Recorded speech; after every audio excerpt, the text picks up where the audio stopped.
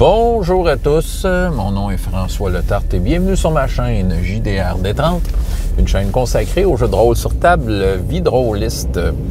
Écoutez, j'ai envie de pas faire une critique, mais c'est ça, ceux qui me suivent savent que j'ai commencé à faire des critiques un peu plus structurées, là. Un peu comme dans le bon vieux temps, c'est juste que je fais pas l'affaire avec le dé puis la musique, je manque de temps à faire du montage un petit peu. Peut-être ça va revenir un moment donné quand ça va me pogner. D'ailleurs, je vais faire une playlist. Probablement, je vais aller chercher des vieilles critiques que j'ai faites pour les mettre dedans. Question que ça soit tout ensemble. Mais c'est ça. Mais je vais quand même vous parler d'un jeu. Puis peut-être de l'attitude. Quelque chose qui est... Non, quand je m'explique très mal. Je pense que c'est d'un facteur que je découvre très important en jeu de rôle. Ça l'a toujours été, mais on dirait que ça me le fait miroiter, ce jeu-là, puis je trouve que ça vaut la peine que je le souligne, OK? Donc, je vais vous parler... Écoute, étonnamment, si quelqu'un me demanderait c'est quoi ma découverte de l'année, là, je pense que ça serait Chronique oubliée. J'aurais jamais pensé. Est-ce que c'est mon jeu préféré de tous les temps? Non.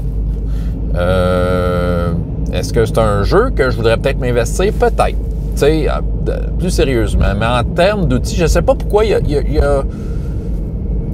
C'est comme une découverte, dans le sens... Je pense que, regarde, le côté découverte, je pense que juste que je m'attendais pas à ça. OK? Tu sais, c'est mieux que je pensais. Je pense que c'est ça. Je pense que c'est plus ça. C'est que c'est beaucoup mieux que je pensais. Puis, je pense que j'aurais beaucoup de plaisir, tu sais. Puis, écoutez, pour le monde qui me demande donjon, tu sais, c'est quelqu'un qui d'emblée viendrait au-devant puis demanderait donjon, là, puis qui serait pas du genre à aller fouiller sur D&D Beyond si je fais bien ça, là, j'aurais tendance à proposer Chronique oubliée à la place. Parce que ça ressemble suffisamment à donjon pour que tu aies une expérience à la donjon. Mais quand même, il y a des choses que je trouve, il y a des twists qui, moi, me plaisent beaucoup plus que donjon. Et probablement l'argument, l'affaire qui me fait comme peut-être remonter beaucoup dans mon estime ce jeu-là par rapport à l'idée que je m'en faisais. Tu sais, j'étais conscient que c'était un bon jeu, qu'il avait des qualités, mais tu sais, en prenant le temps d'y regarder et en ayant fait l'expérience avec Chronique oubliée mini, qui est quand même différent du complet, mais il y a une idée qui est similaire là, dans toutes les versions de Chronique oubliée, c'est le fait que le joueur peut devenir très facilement autonome. Ouais, je vais vous parler de l'autonomie du joueur. L'autonomie du joueur, OK? Qu'est-ce que c'est l'autonomie du joueur? C'est le joueur est assis à la table, il connaît son personnage, il connaît ses capacités, il connaît les règles reliées à tout ça, et ce qui lui permet de jouer librement, tu sais, puis de ne pas se poser de questions sur ce qu'il a à faire. Il connaît ses capacités, il a confiance dans ce qu'il sait, puis il le fait tout simplement. Tu sais, dans le fond, il prend les devants, il prend des initiatives parce qu'il est conscient de son personnage. Aussi, tu sais, il n'est pas perdu sur sa feuille, OK, bon.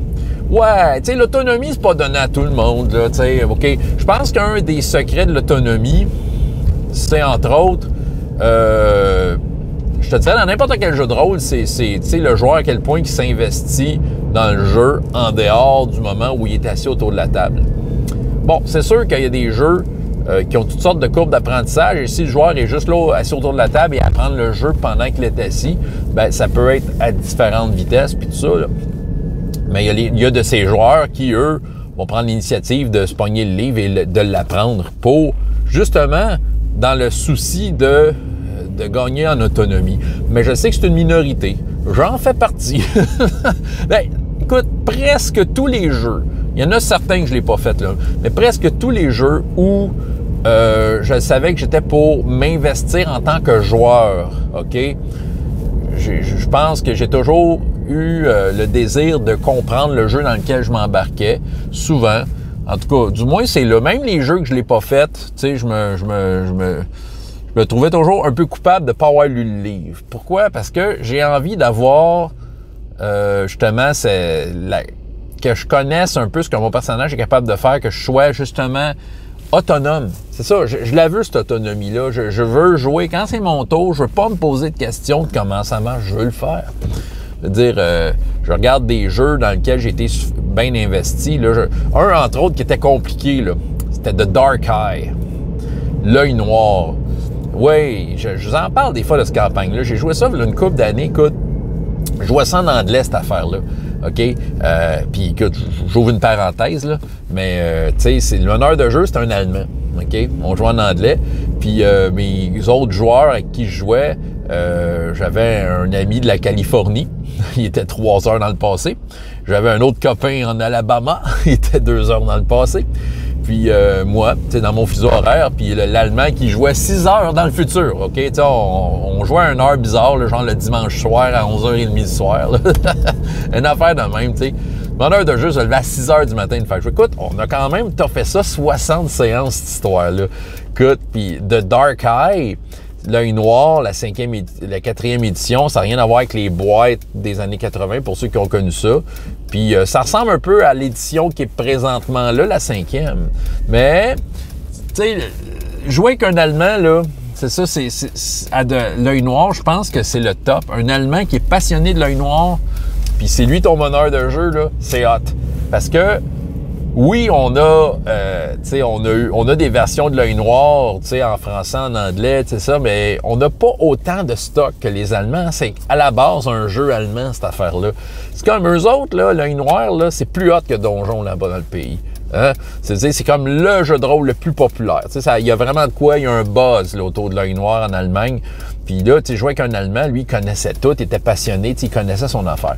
Puis évidemment, pour jouer avec nous, au moment où on a joué, c'était la 4e édition qui était disponible, le livre de base. Okay?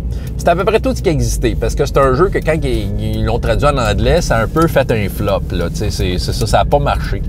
Mais le livre de base était là. Puis écoute, moi, j'ai pris le temps de lire le livre, parce que je savais que j'étais investi, je voulais vraiment mettre mon effort. Je le voyais que le meneur de jeu, il était passionné de ça, puis il voulait, c'est ça. Fait que je voulais pas qu'il m'explique des règles. Je voulais qu'il me fasse vivre une aventure en aventurier. Ouais, c'est ça, c'est un drôle de nom de pays pour ceux qui connaissaient pas l'œil noir, là. Nous allons faire des aventures en aventurier!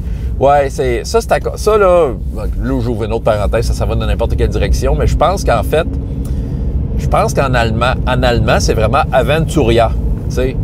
Mais ça veut pas dire aventure, tu sais, sauf qu'ils l'ont traduit, puis là, ça a l'air « On s'en va faire des aventures dans un monde d'aventures! » Je trouve que ça fait un peu cheapette, là, mais bon, c'est vraiment ça le nom.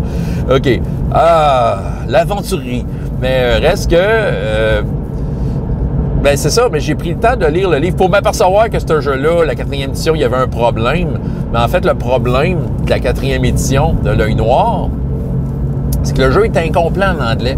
Ce qui fait que le livre de base, il te parlait gros de même de choses qui s'en venaient, dire « OK, tel aspect du combat va être traité dans un livre à venir qui n'est jamais sorti finalement parce que la compagnie qui a fait, elle l'a jamais sorti, ça n'a pas assez élevé. » Mais reste que, tu sais, tout ça pour dire que je voulais gagner en autonomie, puis c'est ça. Puis, tu sais, c'était trippant parce que mon personnage checkait ma feuille, je savais où ce que je m'en allais. Tu sais, quand on recevait des points d'expérience, je connaissais la table d'expérience, c'était compliqué, là.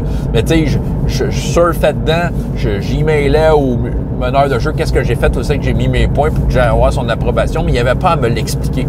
Tu sais, je sais pas, là, un jeu, plus récemment, là, je m'étais investi à fond dans Nanochrome, là, tu sais, j'étais supposé jouer longtemps avec cette gang-là, là. OK, on a joué une coupe de game, pareil, sur Pilule Rouge, il y a une coupe de game. Mais reste que, j'ai eu beaucoup de plaisir à lire ce livre-là. Je m'étais dit, OK, Nanochrome, c'est particulier, c'est une drôle de bébite, là, tu sais, je lisais un peu le livre, OK, les règles, c'est pas, il y a de quoi de pas standard, mais, tu sais, moi, j'avais envie de vivre. Tu sais, je voyais le potentiel du jeu. J'avais envie de vivre à fond le jeu. Puis pour moi, une des façons d'y arriver, c'est d'être autonome. Mais c'est sûr que je fais partie d'une genre de minorité qui va aller aussi loin pour lire le livre. J'ai déjà fait ça avec Rift. J'aime pas ben ça, Rift. Mais, à un moment donné, je jouais avec un meneur de jeu qui avait beaucoup envie de jouer à Rift, mais je voyais qu'il y avait un petit peu de misère. Fait que, je m'étais dit, je vais être le meilleur ami du meneur de jeu. Parce que j'avais envie que mon personnage, qui est un genre de pompier du futur, tu sais, que quand c'est mon tour de jouer, je sais ce que je fais. Tu sais, puis là, puis je savais comment un combat, ça se faisait, puis comment un skill check, ça faisait. Puis, tu sais, pour prendre les devants, puis dire que, hey, à mon tour, là, c'est flamboyant. Et, tu sais, il n'y a pas d'arrêt, il n'y a pas de comment je fais ça, tu sais. Puis, écoute, oui, puis ça, c'est encore plus drôle. Un moment donné, j'étais embarqué dans la 2e édition Donjon. Fait que, tu sais, comme joueur, tu sais, jamais trippé 2e édition. Quoique j'ai beaucoup joué dans les années 90 en tant que joueur. Mais là, la dernière fois que j'ai joué à la deuxième édition, c'est là quelques années, là. Puis, écoute, j'ai dit, OK, on va jouer à la deuxième édition. Le manager, oui, deuxième édition, c'est mon jeu. OK, c'est correct. Je me suis mis à lire les règles. Puis, wow! Yeah! Wouh! Sérieusement, là, ce que ça me dit, c'est que deuxième édition, il n'y a pas grand monde qui l'a lu, ce livre-là. Il savait comment... Tu sais, je veux dire, ce que je remarque de deuxième édition, c'est que la plupart du monde qui ont joué à ce jeu-là savent comment faire les bonhommes, puis ils savent comment ça marche le taco, puis sont capables de lire les stats de monstres, puis comprennent comment lire leur sort. Mais sérieusement, là, j'ai lu des affaires que je savais même pas que c'était ça, puis personne n'en parlait. Puis c'est bien correct d'un certain sens. OK, sauf que ça prouve que le jeu... C'est quelque chose, c'est quelque chose à apprendre, une courbe d'apprentissage. L'autonomie, c'est quelque chose. Moi, puis là, quand j'ai commencé cette game-là, je savais toutes sortes de règles que j'avais jamais entendu parler, mais ils sont écrits dans le livre. C'est pas moi qui les ai inventés, là. Dave Webb Cook, c'est lui qui les a écrit, ces règles-là. Là. Puis là, fait que là, j'arrivais à la table, puis je voyais le meneur de jeu faire ses trucs, puis là, je l'écoutais runner sa game, puis tu sais, je l'écoutais faire ses calls, puis je me disais, oh, c'est pas de même dans le livre. Mais OK, c'est correct, c'est ça qu'il dit. Tu sais, il l'a pas lu, lui. Ben, c'est ça. Mais tu sais, je me considérais autonome. Je savais mes affaires, je savais mes spells, tout ça. L'autonomie du joueur, je trouve que c'est de quoi de super important. Ça veut pas dire que je tolère pas les gens qui sont pas autonomes. Tu sais, on l'a vu, ce joueur-là, peut-être dans nos games, que, tu sais, même après 10 séances, tu lui demandes un check de dextérité, puis il check une demi-heure sa feuille, l'a trouvé, là, juste 30 secondes. Tu sais, OK, tu peux pas exiger des joueurs de faire ce genre de devoir-là et d'atteindre l'autonomie. Mais des fois, c'est bon de se poser la question, mais quel jeu puis-je utiliser pour atteindre cette autonomie-là? Parce que croyez-moi, quand tu es autonome, ça augmente la qualité du jeu. On peut pas se mentir là-dessus. Là. Si le joueur sait où il s'en va, s'il est en connaissance de cause, écoute, il va être capable de faire de quoi d'intéressant. T'sais, quand ça va être son tour de jouer, il ne sera pas là à poser des questions. OK? Ce qui fait que je reviens à Chronique oubliée. Puis ce que je découvre de Chronique oubliée, c'est que ce jeu-là a quand même une profondeur et une richesse pas mal comme Donjon, tu sais. Il y en a qui vont me dire que Donjon, c'est peut-être plus riche. Ouais, mais tu sais, je pense que ça n'empêche rien que Chronique oubliée. Tu as assez de détails pour carrément prendre un module de Donjon et essayer de le faire à Chronique oubliée. Ça va marcher. Mais non seulement ça, c'est que le joueur, de ce que je remarque, c'est sûr que là, j'ai joué plus avec la version mini, puis j'ai juste jeté un œil sur la version complète que je me suis procurée dernièrement en PDF. Mais tu sais, juste de même, je suis capable de voir facilement que le joueur peut être autonome. Et ça me plaît beaucoup. C'est ça qui fait que le jeu a comme soudainement monté dans mon palmarès de jeux intéressants. Puis sérieusement, c'est ça qui arrive là. Puis là, désolé pour le dungeon bashing, là, mais ça sera pas un gros bashing. Mais je vais juste vous faire constater de quoi, là, Donjons et Dragons 5e édition. T'sais, pour l'autonomie, c'est pas le meilleur. On peut-tu se dire la vérité? C'est pas le meilleur. Non, c'est difficile d'être autonome. Je dis pas que c'est pas intéressant. Je dis pas que les joueurs n'ont pas de fun même s'ils cherchent 30 secondes leur stat de dex à la feuille. Mais, je le vois là, que l'autonomie, c'est pas ça. J'en ai mené des jeux de rôle différents là, ces dernières années à toutes sortes de publics. Du monde averti, du monde qui commence, tout ça. Puis, je peux vous dire que peut-être dans le jeu notable où, pendant une séance, je passe pas mal trop de temps à mon goût à expliquer des règles, mais c'est Donjon 5e. Malheureusement, ce jeu-là, il se veut comme un jeu pour tous, c'est simple d'apprentissage. C'est pas le cas pantoute. Il va être simple si quelqu'un a la piqûre et, comme que je fais avec mes fameux jeux que je vous ai parlé, prend le temps de lire le livre et se fait un peu ses devoirs pour devenir autonome.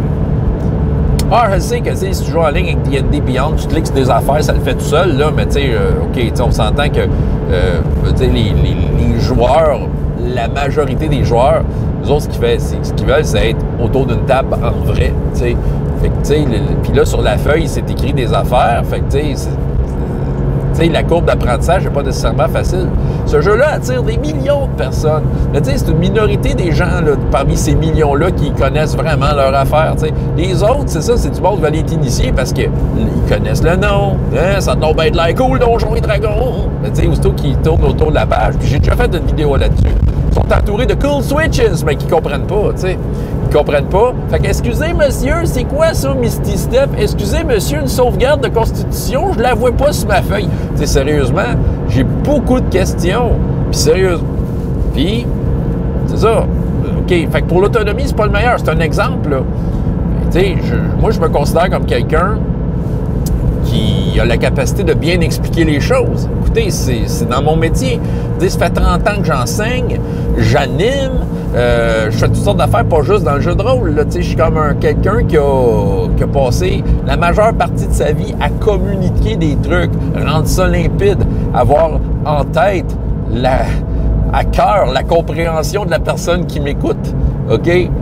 Puis avec Donjon, malheureusement, malgré toute mon expérience et ma capacité et mon professionnalisme que je peux mettre derrière la façon de communiquer ça, je passe beaucoup plus de temps à mon goût qu'à expliquer ce jeu-là. Ça pourrait être de même avec n'importe quel jeu avec un crunch. Je vais vous donner un exemple, gros exemple dans ma vie de rôliste de ces derniers temps, le fameux RPGS, l'Arme des Dragons, True 20. Les joueurs qui ont embarqué là-dedans, j'avais confiance qu'ils savaient un peu dans quel genre d'expérience on embarquait. Ils savaient que je voulais essayer True 20. OK? Je peux vous dire, True 20, pour l'autonomie, même pour le meneur de jeu, en tout cas, j'imagine aussi c'est par rapport à ton aisance, avec la façon dont le jeu est fait. Mais même moi, mon autonomie, là, ça a été long avant que je l'atteigne. T'sais. Ce jeu-là offre beaucoup d'options et te met entre les mains une boîte à outils. Puis, c'est avant de choisir les bons outils pour la vibe de ta game, tout ça. Puis, je peux vous dire que vers la fin, quand on a fini, je me sentais pas optimal par rapport à True 20, même après 70 séances. Et même après avoir étudié le jeu, même après avoir fait mes devoirs. Bien, je savais que les joueurs aussi, ils s'embarquaient dans cette expérience-là. Puis je pense que j'avais un niveau de joueur quand même intéressant, que même si, je sais qu'ils ne lisaient pas le livre de True 20 ou ils checkaient des affaires peut-être plus par rapport au personnage. Puis ils faisaient quand même des bons efforts. Je pense qu'au niveau de leur personnage, leurs feats, leur capacité, ils étaient quand même au courant. OK? Ils prenaient les devants. Il y avait une belle forme d'autonomie, un bel effort au niveau de l'autonomie. Il était, il pouvait, c'est ça, mais reste que souvent on arrêtait le jeu pour regarder dans le livre. C'est ça, parce que ce jeu-là fait une certaine complexité. Fait que c'était pas un jeu qui était facile pour l'autonomie, comme Donjon, comme bien des jeux. Mais c'est ça. Mais malgré que je considère True 20 comme étant un grand jeu, j'aurais pas tendance à le proposer spontanément. À cause de ça. Écoute, je l'ai fait avec des joueurs chevronnés, là. On s'entend, là, Marc, il joue à plein de jeux, là. Il a vu des mécaniques de jeu. JP, il est auteur de jeux de rôle. Il écrit des trucs, il jongle avec des chiffres, lui, là. Puis, Sébastien aussi, là, il a essayé des jeux, on a fait des jeux ensemble, t'sais. Fait que, j'étais avec des joueurs chevronnés, puis je peux vous dire qu'à 4, je pense pas qu'on a atteint l'autonomie de True 20 après 70 séances. C'est pas parce que le jeu est pas bon ou quoi que c'est peut-être un genre de défaut. Je veux dire, quand 4 joueurs, là on a 4 joueurs dans 4, on se rassemble autour d'une table, on est des joueurs chevronnés qui, chacun de notre côté, on opère dans des sphères de jeux de rôle différentes. On a chacun, en dehors de cette table-là, on allait vers des tables qui avaient certaines vibes. Là, on avait chacun nos tripes de jeux de rôle. Puis que 4 joueurs différents, issus de 4 habitudes de rôlistes différents, se rassemblent et ne parviennent pas à passer à travers le jeu au terme d'autonomie. C'est vrai qu'il y a peut-être un problème. Fait que ça, c'est un jeu qui demande de beaucoup d'études. Fait que, si je considère que l'autonomie est peut-être un facteur important, bien, justement, peut-être que True 20 est un problème. Chronique oubliée. OK? J'aurais pu amener Donjon autour de la table. Savez-vous quoi? Les gens auraient trippé. Dungeons and Dragons is so cool! Ah oui, c'est sûr. Le livre est beau. Tes classes de personnages, c'est flash. T'as l'impression que tu fais plein d'affaires. Ouais, ce jeu-là le permet aussi. OK, c'est ça. Mais je vous l'ai dit ce que je pensais de Donjons & Dragons. Pas juste ce que je pensais, c'est même pas ce que je pensais, c'est ce que j'ai expérimenté. J'ai 45 minutes avec ces gars, avec ces jeunes-là. Eux autres, ce qu'ils veulent, c'est s'asseoir, rouler des dés, puis faire des actions, jouer aux héros, avoir la main haute sur ce qu'ils ont à faire, tu sais, qu'ils n'aient pas à chercher sur leur feuille comment ça marche. OK? Je suis sûr que j'aurais mis une feuille de Donjons & Dragons, ils auraient été super contents. Mais je le sais, puis tu sais, je le vois là, tu sais, ça fait une couple de games, je suis avec eux autres, je le vois quel genre de joueur que c'est. Puis dans les deux cas, j'ai deux groupes, là, dans les deux cas, j'aurais beaucoup eu de questions pendant 45 minutes. Il aurait fallu que j'explique des affaires.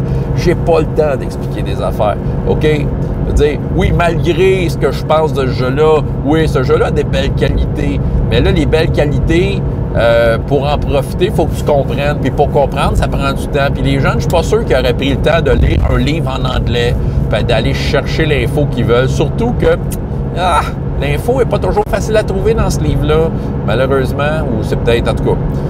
Ce qui fait que Chronique oubliée, puis tu sais, ceux qui me suivent depuis longtemps savent que j'ai pesé le pour et le contre des fameux jeux que je pouvais présenter pour ce projet-là, cette fois. Chronique oubliée, j'ai failli aller vers Tranchon et Tracon, mais pour des raisons logistiques et aussi feeling Donjons et Dragons, je suis allé avec Chronique oubliée Mini Fantasy. Écoute, on s'éclate à fond. Pourquoi qu'on s'éclate à fond? Parce que les jeunes savent où ils s'en vont. Ils ne cherchent pas sur leur feuille. Ils connaissent leur power. Tu sais, quand c'est leur tour, ils agissent. On a peu de temps. Le temps s'écoule. Je veux dire, le sablier du temps s'écoule à une vitesse folle à 45 minutes. Mais ils veulent avoir chacun leur moment de gloire pendant ce moment-là. J'essaie de leur donner. Mais tu sais, quand arrive leur tour, ils me disent « OK, je fais telle affaire. » Puis ils connaissent leur move. Puis là, ils me pointent sur leur feuille ce qu'ils font. Puis tu sais, ils le savent. C'est vous ce qui est magique avec ça? Ils l'ont pas, le livre de règles. Ils l'ont pas lu. Je veux dire qu'il n'y a pas beaucoup de règles dans le mini, là, mais tu sais, même à ça, ils l'ont pas, le livre de règles. Mais tu sais, les feuilles, de façon qu'ils sont faites, c'est bien expliqué ce qu'ils peuvent faire. Tu sais, c'est quand même assez, comment je pourrais dire, c'est assez pédagogique comme feuille de personnage, là. Mais tu sais, on a une expérience à la Donjons et Dragons, là. On a des personnages avec des classes, des points de vie qui montent, des épées qui font des 8 de dommages, des magiciens qui lancent des sorts, des genres de jets de sauvegarde. On a des monstres qui résistent aux armes magiques. On a tout on a tout le vaisselier de donjon, mais juste présenté de façon à ce que le joueur soit autonome. Fait que tu sais, même s'il n'y a pas le nom sur le livre, moi, j'ai l'impression de jouer à Donjons et Dragons. C'est ça que j'ai l'impression de faire avec eux autres. Mais sans m'enfarger dans des explications. J'ai pas à m'expliquer rien. S'il y a une question qui tombe du mon bord de l'écran, sérieusement, la réponse arrive sérieusement assez vite. J'ai pas besoin de répondre longuement parce que les joueurs ont comme compris la patente. Puis je fais juste relier ça. Je relie très rapidement les points dans ma réponse par rapport à ce qu'ils savent du jeu et le jeu continue. Puis, il y a de l'expérience. OK, c'est peut-être moi qui est tata, là, mais j'ai jamais réussi à faire ça avec Donjons et Dragons, là, tu sais. Je veux dire, ma gang, Gros Soleil, qui veut jouer à Donjons, puis c'est tout à fait louable. On est encore dans les questions. Tu sais, je veux dire, ça va de plus en plus vite. Ils connaissent un peu plus leurs affaires parce qu'il y en a qui ont fait leur devoir, surtout les lanceurs de sorts, que je pense qu'ils ont un intérêt. Tu sais, je pense à, mettons, tu sais, c'est 2 joueurs qui ont checké leurs affaires, puis les 2 autres, les autres, ils s'assoient puis ils veulent rouler des dés. Tu sais, ils callent des moves, puis, tu sais, OK, tu fais une attaque sournoise. Ah ouais, j'ai ça. Oui, t'es un voleur. T'es un rogue. T'as ça, une attaque sournoise. Ouais, comment ça marche? Ben, OK, ben, tu sais, t'as avantage sur cette attaque-là, fait que tu peux faire une attaque sournoise, OK. C'est combien? Ben, là, au niveau P, c'est 2d6. Tu comprends? C'est long. C'est long. J'ai rien contre, là. Veux dire, on s'entend, là, ils ont du fun, mais tu sais, c'est comme dire que tu mets le... Tu sais, t'écoutes un film, tu passes ton temps à le mettre sur pause pour dire, hey, là, tu sais, tu sais, en passant, le réalisateur a fait ce plan de caméra-là pour avoir cet effet-là. Tu sais, plutôt que de juste laisser jouer le film puis de vivre le plan de caméra sans savoir ce qui s'est passé en arrière. Est-ce que vous comprenez? Est-ce que vous me suivez? Ceux qui défendent corps et âme Donjons et Dragons 5e édition, dites-moi à quel point c'est fluide. Mais tu sais, regardez votre table aussi. Probablement que vous avez des joueurs intéressés, probablement qu'il y a du monde qui sont là puis qui sont assez intéressés au jeu pour dire, OK, j'ai pris... je prends l'initiative de prendre le livre, puis de l'apprendre, puis de faire en sorte que j'arrive à la table puis que je ne sois pas un boulet pour le restant du groupe. Fait qu'il existe ces jeux-là où, c'est ça, fait que, tu sais, posez-vous la question. Tu sais, l'autonomie, à quel point c'est important? C'est-tu plus important de choisir le jeu que vous considérez cool et tout ça? Oui, c'est sûr, ça a une certaine importance, mais est-ce que vous avez l'autonomie du joueur? Est-ce que vous avez l'autonomie de votre table? Tu sais, si vous voulez, si vous arrivez, vous dites, hey, moi, je vais vous initier à Pathfinder, parce que moi, je trouve que c'est hot, Pathfinder. Puis là, tu pognes une gang de joueurs qui n'ont pas vraiment joué à Pathfinder ou qui, à la limite, n'ont jamais fait de jeu de rôle. Tu sais, le gars, il a une nouvelle blonde, il met sa nouvelle blonde là. Écoute, je l'ai vécu avec Pathfinder aussi. J'avais introduit quelqu'un, puis écoute, tout le long, là, la personne est là, elle regarde, elle dit rien, elle regarde de toutes les barres, puis elle attend qu'on lui dise quoi faire sous sa feuille parce qu'elle sait pas il est où dextérité. Même si c'est écrit gros de main, mais comme il y a trop de stock sur la feuille, c'est pas parce que la personne est idiote, c'est parce que c'est beaucoup d'informations, puis je m'attendais pas à ce que cette personne-là prenne le livre de Pathfinder pour aller voir c'est quoi dextérité, tu sais. C'est ça. Mais, tu sais, est-ce que, je veux dire, peut-être que vous le tolérez, peut-être que vous êtes autonome, que vous avez envie que ça marche, tu sais, puis tant mieux. Mais, en tout cas, vous comprenez, vous me suivez dans mon affaire, là, c'est ça. L'autonomie, à quel point c'est important et à quel point vos joueurs, ou vous en tant que joueur, vous êtes prêts à mettre du temps ou vous l'atteignez de même parce que vous êtes un génie. François Letard, JDR des 30 et jusqu'à la prochaine fois. Il y a autant de plaisir dans la vie que dans les jeux. Au revoir.